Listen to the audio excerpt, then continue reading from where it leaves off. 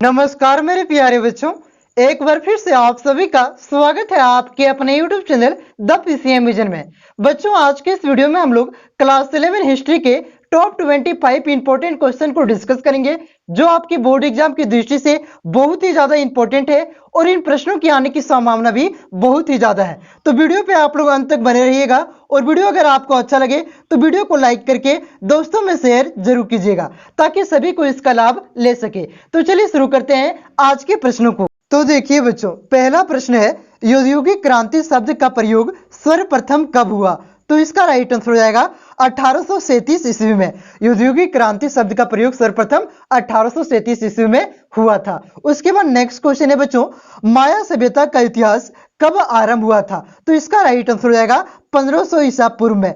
माया सभ्यता का इतिहास 1500 ईसा पूर्व में शुरू हुआ था बच्चों। उसके बाद नेक्स्ट क्वेश्चन है, कोलंबस ने अमेरिका की खोज कब की? तो इसका राइट आंसर हो जाएगा 11 अक्टूबर 1492 ईस्वी को। कोलंबस ने अमेरिका की खोज कब किया था? 11 अक्टूबर 1492 ईस्वी को। और वास्को डी गामा ने भारत की खोज कब किया था बच्चों? 1498 ईस्वी को। तो दोनों पॉइंट आप लोग याद रखिएगा, इनमें से एक क्वेश्चन आपके बोर्ड एग्जाम में फिक्स आएगा, ठीक है। उसके बाद देखिए अगला क्वेश्चन है, माया संस्कृति में एक वर्ष में कितने माह होते हैं? तो इसका राइट आंसर हो जाएगा 18 माह होते हैं। कितने माह होते हैं? 18 माह होते हैं बच्चों। और कितने दिन होते हैं उसे आप लोग कमेंट करके जरूर बताइएगा, ठीक है। नहीं जानते तो गूगल में सर्च कीजिए, तो अपने नोट्स को देखिए, लेकिन कमेंट करके जरूर बताइएगा बच्चों। जितना ज्यादा आप लोग यहाँ पे कमेंट बॉक्स में लिखिएगा उतना ही ज्यादा आपको याद रहेगा, ठीक है। और आप लोग सिर्फ ध्यान से सुनिए, ठीक है। उसके बाद देखिए अगला क्वेश्चन है, पुर्तगाल के किस राजकुमार को नाविक कहा जाता है? तो इसका राइट आंसर हो जाएगा हेनरी को। किसको? हेनरी को नाविक कहा जाता है बच्चों। उसके बाद देखिए अगला क्वेश्चन है, 1410 ईस्वी में लिखी गई पुस्तक इम्गो मुंडी को क्या कहा जाता है? तो इसका राइट आंसर हो जाएगा इम्गो मुंडी को इतिहास कहा जाता है। क्या कहा जाता है बच्चों? इतिहास कहा जाता है। तो ये पुस्तक कब लिखा गया है? 1410 ईस्वी में। तो आप लोग याद रखिएगा, पूछा जाएगा कि इम्गो मुंडी कब लिखा गया है, तो आप लोग याद रखिएगा कब लिखा गया है? 1410 ईस्वी में। क्लियर है? उसके बाद देखिए अगला क्वेश्चन है, वास्को डी गामा कहां का निवासी था? तो ये कहां का निवासी था बच्चों?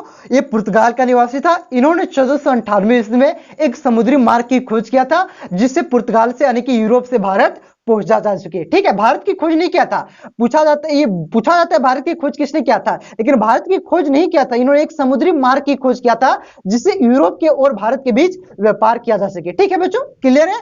उसके बाद देखिए अगला क्वेश्चन है आपका, किस देश का नाम एक पेड़ के नाम पर पड़ा है? तो इसका राइट आंसर हो जाएगा ब्राजील। ब्राजील देश का नाम एक पेड़ के नाम पर पड़ा है बच्चों। उस पेड़ का क्या नाम है? ब्राजील, ठीक है। तो दोनों पॉइंट आप लोग याद रखिएगा कि ब्राजील देश का नाम एक पेड़ के नाम पर पड़ा है और उस पेड़ का नाम क्या है बच्चों? ब्राजील वुड है। क्लियर है? उसके बाद देखिए अगला क्वेश्चन है, किस सागर को रोमन साम्राज्य का हृदय कहा जाता है? तो भूमध्य सागर को रोमन साम्राज्य का हृदय कहा जाता है बच्चों। क्लियर है?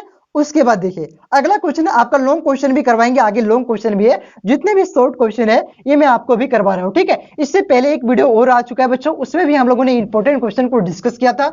अगर आपने उस वीडियो को नहीं देखा है तो नीचे डिस्क्रिप्शन में लिंक दिया हुआ है, और तो आप लोग चैनल पे विजिट करके वहां से देख सकते हैं बच्चों, ठीक है। उसके बाद देखिए चलिए अगले क्वेश्चन पे हम लोग आते हैं कि फ्रांसिस्को पिंजारो ने इंका सभ्यता को कब नष्ट किया? तो किसने किया था? फ्रांसिस्को पिंजारो ने किया था। कब किया था बच्चों? 1532 ईस्वी में इंका सभ्यता को नष्ट किया था। क्लियर है बच्चों? उसके बाद देखिए अगला क्वेश्चन है, कुतुबनामा का आविष्कार कब हुआ? तो कब हुआ बच्चों? 1380 ईस्वी में कुतुबनामा का आविष्कार हुआ था। और कहां पे हुआ था? चीन में हुआ था। इसे भी आप लोग याद रखिएगा, कहां पे हुआ था? चीन में हुआ था, ठीक है। तो देखिए मॉडल पेपर में आपका क्वेश्चन था कि कुतुबनुमा का आविष्कार कहां हुआ था? तो चीन में हुआ था। तो जरूरी नहीं कि मॉडल पेपर वाला बोर्ड परीक्षा में पूछेगा, इससे थोड़ा हाई फाई पूछ दिया कि कब हुआ था। तो कब हुआ था? ये 1380 ईस्वी में हुआ था बच्चों। इस वजह से मैं इस प्रकार का क्वेश्चन आपको करवा रहा हूं, ठीक है। जरूरी नहीं कि मॉडल पेपर से रिलेट करके क्वेश्चन आपको पूछेगा, ये फिक्स है, ठीक है। मॉडल पेपर से हुबहू कुछ तो क्वेश्चन पूछेगा ही, लेकिन जो आपका कुछ क्वेश्चन बचेगा, मान के चलिए 40% मॉडल पेपर से पूछा, 7% जो क्वेश्चन बचेगा वो आपको उससे ही रिलेट करके पूछेगा, ठीक है, बाहर से नहीं पूछेगा। उसके बाद देखिए अगला क्वेश्चन है बच्चों कि समुद्री मार्ग द्वारा समस्त विश्व का चक्कर किसने लगाया था? तो किसने लगाया था बच्चों? मैगलन ने लगाया था। किसने? मैगलन ने समुद्री मार्ग के द्वारा समस्त विश्व का चक्कर, पूरी दुनिया का चक्कर इन्होंने लगाया था। चलिए अगले क्वेश्चन पे हम लोग आते हैं। अगला क्वेश्चन है आपका कि कोलंबस ने स्पेन का झंडा कहां गाड़ा था? तो कहां पे?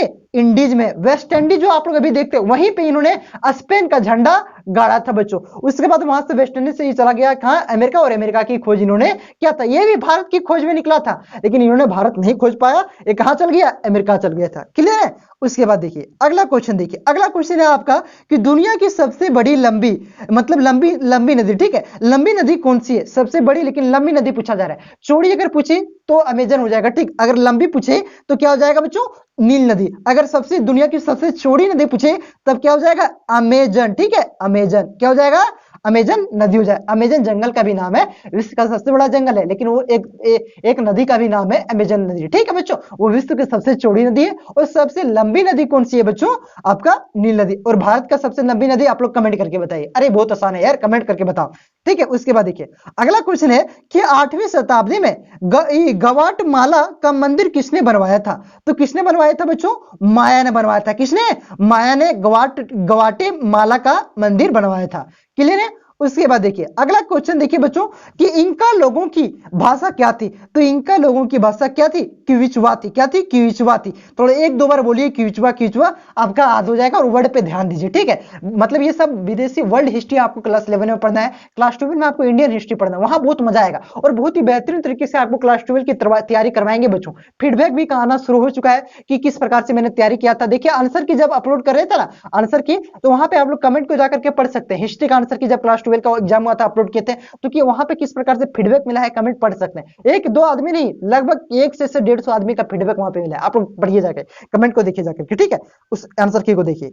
अगला क्वेश्चन पे आते हैं हम लोग, वीडियो के बाद देखना यार, पहले पढ़ लो आराम से, ठीक है। उसके बाद देखिए 3री सदी में मायावासियों ने किस भाषा का आविष्कार किया? तो इसका राइट आंसर हो जाएगा बच्चों जो आपका है मायावासियों ने लिखित भाषा का आविष्कार किया था बच्चों। क्लियर है? उसके बाद देखिए अगला क्वेश्चन है आपका, अमेरिका का नाम क्या था? जब संत कोलंबस ने अमेरिका की खोज किया था, कोलंबस ने, तो अमेरिका का नाम क्या था बच्चों? तो देखिए बहुत ही बड़ा नाम है, फ्लोरेंस वासी अमेरिगो वेस्पुची, ठीक है। क्या नाम है?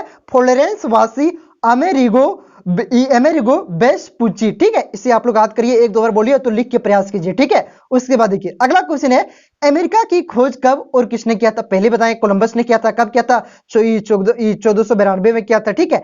ये कोलंबस स्पेन का एक नाविक था, ठीक है। मतलब स्पेन का, आप यूरोप में, तो एक स्पेन का यह नागरिक था बच्चों, इन्होंने ही अमेरिका की खोज किया था। क्लियर है? उसके बाद देखिए अगला क्वेश्चन है, कौन सी नई खाद्य वस्तुएं दक्षिण अमेरिका से बाकी दुनिया में भेजी जाती थी? तो देखिए बच्चों बाकी दुनिया में दक्षिण अमेरिका से भेजे जाने वाली खाद्य वस्तुएं निम्नलिखित है। क्या है? आलू है, तंबाकू है, गन्ने से बनी चीनी है, रबड़ है, लाल मिर्च है, इलायची है, इमारती लकड़ी है, कोको है, कोको और चॉकलेट से बनने वाले काकुआ है, ठीक है बच्चों। ये सब जो आपकी वस्तुएं हैं इसके क्या भेजी जाती थी? दक्षिणी अमेरिका से पूरी दुनिया में भेजी जाती थी। उसके बाद देखिए अगला क्वेश्चन है, 22वां प्रश्न देखिए बच्चों कि 14वीं और 15वीं शताब्दी में यूनानी और रोमन संस्कृति के किन तत्वों को पुनर्जीवित किया गया? तो इसका राइट आंसर देखिए बच्चों, 14वीं और 15वीं शताब्दी में यूनानी और रोमन शताब्दी की प्राचीनतम को पुनर्जीवित किया गया था। मतलब पुरानी चीजों को पुनर्जीवित किया था, पुरानी संस्कृतियों को जीवित किया गया था। तो देखिए प्राचीन लेखकों की रचनाओं का अध्ययन किया गया, उन्होंने मानवतावाद का अध्ययन पर जोर दिया। मतलब जो पुरानी रचनाएं थी बच्चों, प्राचीन रचनाएं थी, उनके लेखकों के द्वारा जो रचना किया गया था किताबों का, उसका अध्ययन किया गया और उसके बाद मानवतावाद का अध्ययन पर जोर दिया गया और कला और चित्रकलाओं को पुनर्जीवित किया गया बच्चों। उसके बाद देखिए अगला क्वेश्चन है, बहुत ही इंपॉर्टेंट प्रश्न था और ये आपका मॉडल पेपर में भी है। एक बार इंपॉर्टेंट से यहाँ पे ध्यान से पढ़िए, ये आपके बोर्ड एग्जाम में पक्का छप गया है पेपर और फिक्स आपके बोर्ड एग्जाम में आएगा बच्चों, ठीक है। देखिए बच्चों कि एज़टेक और मेसोपोटामिया की सभ्यता की तुलना कीजिए। एज़टेक, मेसोपोटामिया और माया, ये तीनों की सभ्यताओं को आपको बढ़िया से अध्ययन कर लेना है। हो सकता है माया और एज़टेक की सभ्यता का अध्ययन, माया और एज़टेक की सभ्यता की तुलना करने दे दिया जाए। यहाँ पे मैं आपको एज़टेक और मेसोपोटामिया बता रहा हूँ, माया हो सके दे दिया जाए, ठीक है। तो आप लोग तीनों सभ्यता को बढ़िया से अध्ययन कीजिएगा बच्चों। यहाँ पे 2 सभ्यता तो आपका क्लियर हो जा रहा है, आगे आपका क्लियर हो जाएगा माया की सभ्यता, ठीक है। तो देखिए बच्चों मेसोपोटामिया की सभ्यता दजला और फरात नदियों के संगम पर विकसित होने वाली विश्व की सर्वप्रथम 4 प्रमुख सभ्यताओं में से एक था बच्चों। कौन कौन सी नदी के बीच विकसित हुआ था? दजला और फरात। और मेसोपोटामिया का ही अर्थ होता है बच्चों कि 2 नदियों के बीच की भूमि, 2 नदियों के बीच की भूमि को क्या कहा जाता है? मेसोपोटामिया कहा जाता है बच्चों, ठीक है। और ये कौन सी दो नदियों के बीच में स्थित था? दजला और फरात नदियों के बीच में, ठीक है। उसके बाद देखिए दूसरी जो इस सफलता थी, इसकी जो मतलब समानता थी उससे देखिए बच्चों तुलना कर रहे हैं। एज़टेक सभ्यता अमेरिका में विकसित हुआ था, जबकि मेसोपोटामिया की सभ्यता अभी जो वर्तमान का इराक है बच्चों वहां पे विकसित हुआ था। तो एज़टेक की सभ्यता कहां पे विकसित हुआ था? अमेरिका में विकसित हुआ था। और जो मेसोपोटामिया की सभ्यता है वो इराक में विकसित हुआ था, दजला और फरात नदी के किनारे। उसके बाद देखिए बच्चों अगला जो पॉइंट है आपका कि एज़टेक सभ्यतावासी कृत्रिम टापू बनाने की कला में ये परंपरागत थे, मतलब उसमें वो निपुण थे, वो बहुत अच्छे से जानते थे कृत्रिम टापू समुद्र के बीच में भूमि बनाने में, ठीक है, मिट्टी को भर करके। और जो इन्होंने मैक्सिको झील में इन कृत्रिम टापुओं का निर्माण कराया, जिन्हें चिनाम्पा कहा जाता है। क्या कहा जाता है? चिनाम्पा कहा जाता है बच्चों। मेसोपोटामिया के शहरों का विकास मंदिरों के इर्द गिर्द हुआ है। मेसोपोटामिया के जो शहरों का विकास हुआ है बच्चों वो मंदिरों के इर्द गिर्द हुआ है, जबकि टापुओं के इर्द गिर्द शहरों का विकास हुआ है। मतलब वहां पे देखिए मैक्सिको की झील में कृत्रिम टापुओं का निर्माण किया गया, उसी के इर्द गिर्द उसका विकास हुआ है। उसके बाद देखिए जो चौथी जो पॉइंट है बच्चों की एज़टेक और मेसोपोटामिया दोनों ही सभ्यता में शिक्षा को विशेष महत्व प्रदान किया गया था। ये इसमें महत्वपूर्ण पॉइंट है कि शिक्षा को दोनों ही सभ्यता में महत्वपूर्ण स्थान प्रदान किया गया था बच्चों। क्लियर है यहां तक आप लोग? चलिए अगले क्वेश्चन पे हम लोग आते हैं। अगला क्वेश्चन देखिए बच्चों, सॉरी बच्चों इसमें एक और पॉइंट है, यह क्वेश्चन आपका 5 नंबर में पूछा जा सकता है, ठीक है। 3 तो 5 नंबर में फिक्स पूछेगा, 2 नंबर में नहीं पूछेगा, ठीक है। देखिए एक और पॉइंट इसमें कि एज़टेक की सभ्यता की लिपि चित्र लिपि थी, मतलब चित्र के द्वारा यहाँ पे जो हम लोग लिख के देखते हैं ना, यहाँ पे लिख दिए खोज, ठीक है। तो खोज वहां पे छाप के दिखाया जाता था। जो चित्रलिपि में क्या होता है? छाप के दिखाया जाता है, ठीक है। इसमें चित्रात्मक ढंग से लिखा जाता है, मतलब चित्र के जैसा इसमें लिखा जाता है। जबकि मेसोपोटामिया की सभ्यता की लिपि कैसा थी? किलाक्षर लिपि था। कैसा? किल से इसको किल के द्वारा लिखा जाता था। इसे क्यूनिफॉर्म लिपि के नाम से भी जाना जाता है। तो क्लियर बात है बच्चों। जो एज़टेक की सभ्यता थी वो आपका चित्री लिपि थी, चित्रात्मक ढंग से इसको दिखाया जाता था। और इसकी जो लिपि थी बच्चों आपका मेसोपोटामिया का, वो कैसे लिपि थी? किलाक्षर लिपि थी बच्चों। तो इसे क्यूनिफॉर्म लिपि भी कहा जाता है। चलिए अगला क्वेश्चन पे आते हैं। अगला क्वेश्चन है आपका कि भारत की खोज कब और किसने किया था? तो 20 मई 1498 को वास्को डी गामा ने किया था। आसान क्वेश्चन है। वास्को डी गामा जो पुर्तगाल का निवासी थे बच्चों, वो कहां पे पहुंचा था? सबसे पहले केरल पहुंचा था। केरल का कहां पे? कालीकट, ठीक है, कालीकट, ठीक है। यहाँ पे अच्छा से लिख पाए कालीकट, ठीक है, याद रखिएगा। कि पूछा जा सकता है कि जो आपका पुर्तगाली नागरिक था वास्को डी गामा, वो भारत के किस स्थान में जाकर के पहुंचा था? तो कहां पे? कालीकट में। उसके बाद देखिए अगला क्वेश्चन है आपका कि ऐसे कौन से कारण है, यहाँ पे नंबर मत देखिए, नंबर शायद मिस्टेक हो गया। ऐसे कौन से कारण है जिनसे 15वीं शताब्दी में यूरोपीय नौचालन को सहायता मिली? तो देखिए बच्चों यूरोपीय नौचालन को निम्नलिखित कारणों से सहायता प्राप्त हुई। नौका का आकार बड़ा हो गया था जिससे इसमें अधिक सामान भरा जा सकता था। तो पहला क्या पॉइंट है बच्चों? पहला जो नौका चालन में सहायता मिली उसका पहला कारण क्या था? कि जो नौका का आकार था बच्चों वो बड़ा हो गया, जिससे इसमें अधिक सामान भरा जा सकता था। दूसरा जो पॉइंट है बच्चों कि शास्त्रों से नौकाएं सुसज्जित थी ताकि आक्रमण के समय स्वयं की रक्षा कर सके। शास्त्रों से मतलब वहां पे हथियारों से नौका आपका मतलब पूरा परिपूर्ण था बच्चों कि कोई भी अगर हमला कर दे बीच में तो उससे युद्ध किया जा सके, ठीक है। शास्त्रों मतलब क्या हो गया? जो वहां उस समय जो हथियार चलते थे उससे वहां क्या थे? सुसज्जित पूरा मतलब सजा हुआ था, ठीक है। उसके बाद देखिए तीसरा जो पॉइंट है आतरा साहित्य का 15वीं शताब्दी में खूब प्रचार प्रसार हुआ था बच्चों।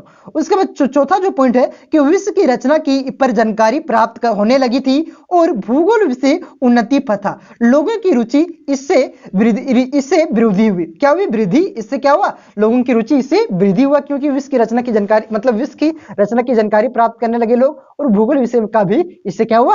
उन्नति हुआ। तो ये 4 पॉइंट था बच्चों, इसको लिखिएगा, आपका 5 नंबर मिल जाएगा। उसके बाद देखिए 25 नंबर का आपका प्रश्न है किन कारणों से स्पेन और पुर्तगालों ने 15वीं शताब्दी में सबसे पहले अटलांटिक महासागर को पार करने का साहस किया था? तो वे कौन कौन से कारण थे बच्चों? जो स्पेन का निवासी पुर्तगाल का निवासी आपको वास्को डी गामा था, ठीक है, और स्पेन का आपका था ये कोलंबस। तो ये जो यहाँ के जो नागरिक थे बच्चों वो कौन कौन से कारण से अटलांटिक महासागर को पार करने का साहस किया था? तो देखिए बच्चों आपके कारण को, तो देखिए पहला जो कारण है बच्चों यहाँ पे आप लोग लिख लीजिएगा, 15वीं शताब्दी में स्पेन और पुर्तगाल ने सबसे पहले अटलांटिक महासागर पार करने का शासन किया। उसके निम्नलिखित कारण है। तो पहला क्या कारण था कि अन्य देशों से स्पेन और पुर्तगाल के लोग ईसाई धर्म का प्रचार प्रसार करना चाहते थे। पहला कारण क्या था, जो अपने धर्म का वो क्या करना चाहते थे, प्रचार प्रसार करना चाहते थे अन्य देशों में, इस वजह से। ठीक है। दूसरा जो कारण था कि विभिन्न देशों के साथ वे क्या करना चाहते थे, व्यापार करना चाहते थे। ठीक है, मैंने आपको पहले बताया कि वास्को डी गामा वो आया था, वो क्यों आया था, यहाँ पे मसालों की व्यापार करने के लिए वास्को डी गामा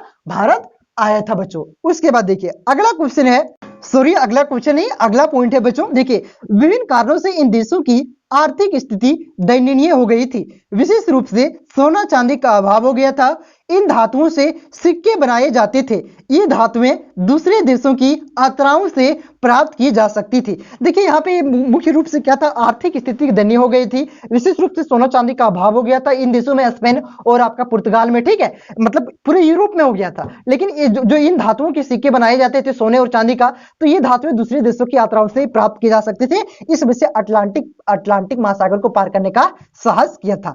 तो देखिए बच्चों यही सब इन धातुओं के सिक्के बनाए जाते थे। ये धातुएं दूसरे देशों से यात्रा से प्राप्त की जा सकती थी।